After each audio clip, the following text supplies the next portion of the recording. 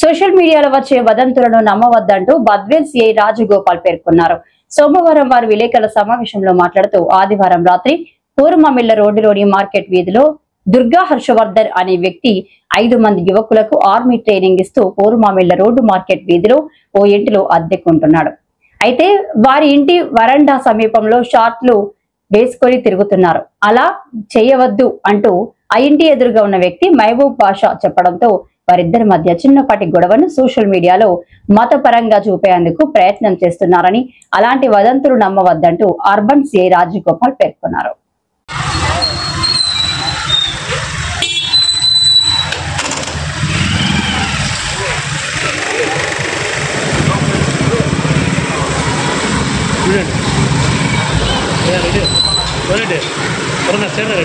Photo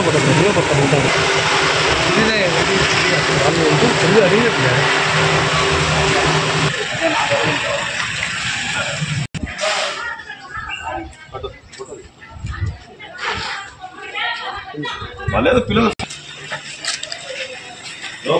ఎవరన్నా public ఒకరిని మాట్లాడుతున్నట్టు అయితే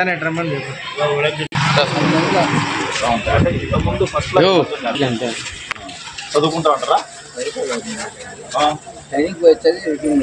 ట్రైనింగ్ ఎక్కడ చేసుకుంటారు? వాళ్ళు బయట వచ్చి వంట చేసుకుని తిరుగుకుంటా ఇక్కడ ఉంటారు, రెస్ట్ తీసుకుంటూ ఉంటారు. సరే, నిన్న నైట్ బద్వేల్లో రాత్రి 9-9:30 గంటల సమయంలో